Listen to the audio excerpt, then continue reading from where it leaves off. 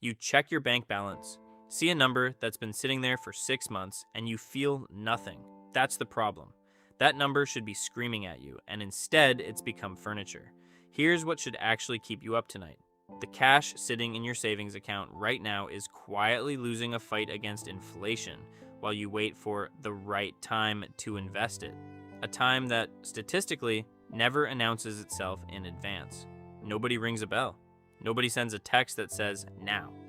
My buddy Marcus has $9,400 parked in checking.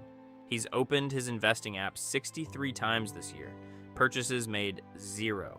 Every single time, the excuse changes. Rates are too high, the market's too high, there's an election coming, there's always an election coming.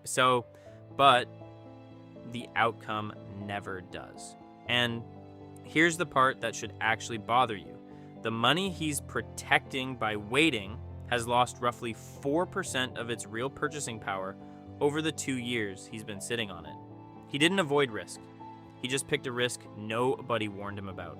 So today, I'm not going to hype you into anything. I'm going to hand you the exact framework, the exact order to do things in, and the exact funds, the boring, unglamorous, extremely unviral funds that actually build wealth.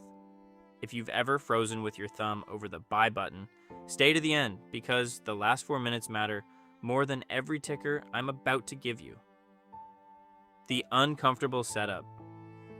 Let's deal with the fear first because pretending it isn't there doesn't help you. The market has had a strong multi-year run. Valuations by several measures sit above their historical averages. If you Google, should I invest right now? Half the internet will tell you it's a trap, and the other half will tell you it's the buying opportunity of a lifetime. Both sides sound confident. Confidence is not the same thing as being right. And this is exactly the kind of split where the sound of certainty on financial content tells you more about the creator than about the market. Here's what's actually true. Nobody, not a hedge fund manager, not a Nobel laureate, not the guy with 40,000 followers who called the last dip, can consistently tell you the top or the bottom in advance. Markets don't send an invitation, and the data on trying to time it is brutal. Historically, missing just the handful of best trading days over a multi-decade period can cut your total return by half. Not by 10%, by half. And those best days almost always show up clustered right next to the worst ones, inside the same terrifying week, which means the plan to get out when it's scary and back in when it's calm is mechanically a plan to be out on the days that pay you. That's not a reason to panic buy today. It's a reason to stop treating this decision like a single dramatic event and start treating it like a system. The order nobody explains. Before a single ticker, there's a sequence. Get this wrong and it doesn't matter what you buy. You're leaving money on the table by the thousands. 1. Capture your employer match fully before anything else. If your company matches 50% of your contribution, that's an immediate 50% return before the market has done anything at all. There is no fund on earth, no crypto, no hot stock tip that guarantees you that on day one. And yet, a meaningful share of workers save below the level needed to get the full match. That's not a market problem.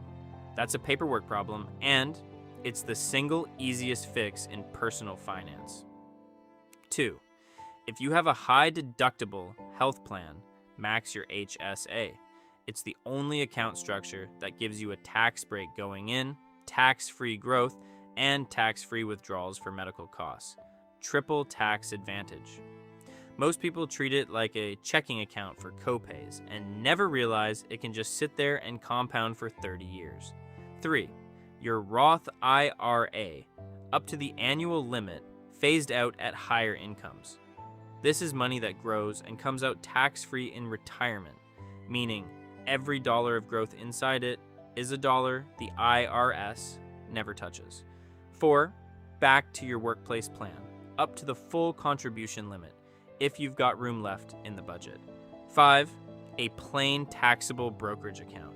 No limits, no rules, no forms, just you and the market. Notice what just happened. Marcus's $9,400 isn't one decision. It's 5 decisions made in order. And most of them don't require picking a single stock.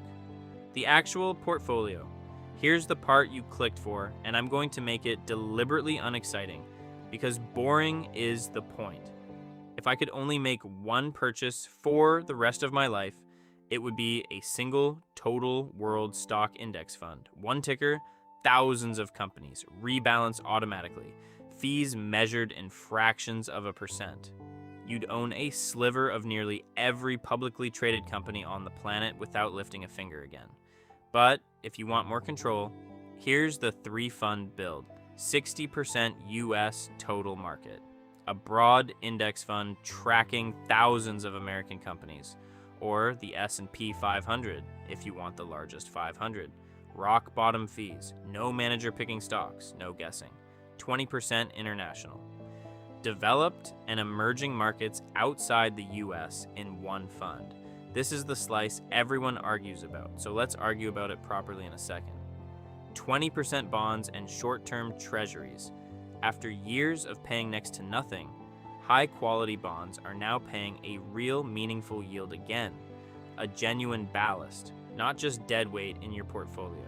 That's it, 3 funds, a blended fee so small it barely registers, and by the end of the week, you'd own a stake in tens of thousands of underlying businesses across dozens of countries. The fee you'll never feel leaving. Here's where most of the quiet damage happens, and it never makes a sound. Fund companies frequently sell an index version and an actively managed version of nearly the same product, same target retirement date, same general strategy, but the actively managed one charges 5, 6, sometimes 7 times the fee. Run the math over 30 years of steady monthly investing, and that fee gap alone can cost you the equivalent of a car, maybe 2, out of your retirement. It doesn't arrive as a bill. It leaves the way water evaporates from a glass you're not watching. No notification, no line item, just a smaller number at the end than there should have been. Go check your own expense ratios tonight. It takes 5 minutes, and it's the best 5 minutes you'll spend on your money all year. The international argument, honestly, American stocks have outperformed international stocks for a long stretch now, and that makes the case against owning anything overseas feel obvious. Why hold the losers? But here's the receipt. From 2000 through 2009, the S&P 500 essentially went nowhere for a full decade after inflation. And Japan's stock market peaked in 1989 and took over 3 decades to reclaim that level in what was, at the time, considered an unstoppable economic powerhouse. Nobody living through either of those moments thought they were the cautionary tale. They thought they were watching an obvious, permanent truth. That's what everyone always thinks, right up until they aren't. Owning international stocks isn't a bet that America loses. It's the price of never having to be certain that it always wins. Bonds aren't a punchline anymore. For over a decade, bonds paid almost nothing, and an entire generation of investors learned to treat them as a joke, something your grandparents held alongside a landline. That was a fair take in a near zero-rate world. It's an outdated one now. Today, high-quality bonds are paying real competitive yields, in some cases approaching what stock markets are projected to return over the next decade, without the stomach-churning swings. That doesn't mean go all in on bonds. It means stop dismissing the boring asset just because it used to be boring for a different reason. The small stuff. Want a dividend tilt, a small cap tilt, some gold, a sliver of Bitcoin? Fine. None of it is necessary, and none of it should be more than a thin slice at the edge of your plate. If you want crypto exposure, cap it at a number small enough that it going to zero wouldn't change your retirement date. Treat speculation as speculation. The core of your wealth should never depend on being right about something unprovable. The real threat isn't the market. Here's the part that matters more than every ticker I just gave you. Your biggest risk isn't valuation. It isn't which fund you pick. It isn't the Federal Reserve. It's you. opening the app, staring at the number, closing it without doing anything again. It's telling yourself you'll start once things settle down, and then watching things refuse to settle down for 2 straight years because markets by their nature never fully settle down. That's not a bug. That's the deal. Research on investor behavior consistently shows the same gap.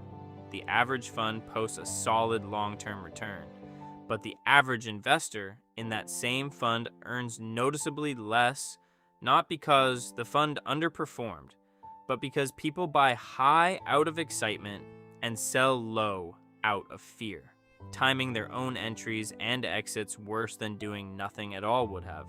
Doing nothing consistently beats doing something impulsively almost every single time. And paying someone else to time it for you doesn't fix this either.